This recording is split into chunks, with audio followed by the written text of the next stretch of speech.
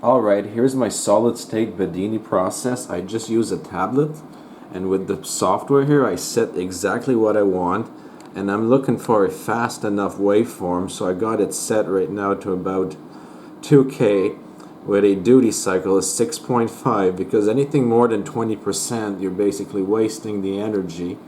We're looking for the radiant spike. So the tablet produces that with the help of the sound card output here that I'm using as a trigger, the right channel and the ground.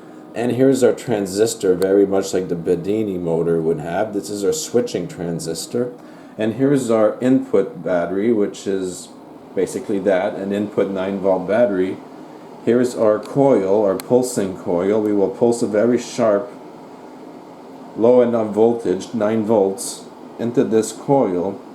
And here's the assembly, which is the diode connected in reverse to get the backEMF, the sharp radiant pulse, which is going to charge two 9-volt batteries, which are basically dead, in parallel. So zooming out at this whole setup, very simple. And the scope right now has 0 because we are off. I'm not running it right now, but I'm going to show you what happens when I turn it on. So I will turn it on right here with the tablet, and you will see the scope change, and that's the radiant spike we're going to see in a moment. So I just turned it on, so there's your radiant spike. So now what's happening is there's about 39 volts hitting this battery right now, and that's the spike. I'm going to try and get more into it here. It's very hard because it's pretty high voltage. No, I can't really get much of a, I'd have to attenuate it. But there it is, going into the battery, and we can test the voltage out. So now we're on DC here.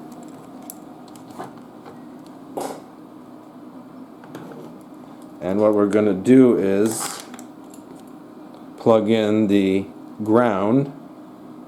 This will go into negative.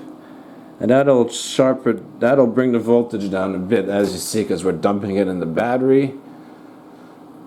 So now the battery, being two 9-volt batteries, is getting a dump of around 15.8 volts. And that's going to rise as the charge goes up. So this is all coming from one battery.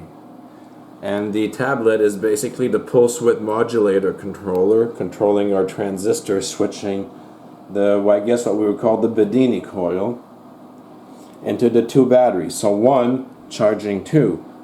So here's the 0 voltage. I'm going to show you plus and minus if I can with one hand. There it is.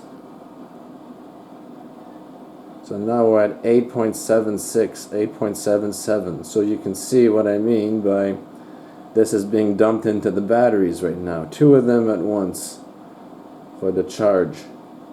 And eventually it's going to hit 9.6.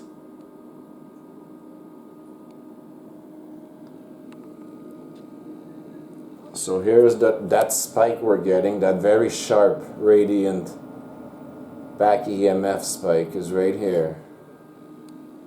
Thanks to this coil and the pulsing of this one battery here. We've got a very tight duty cycle, so we're not wasting energy.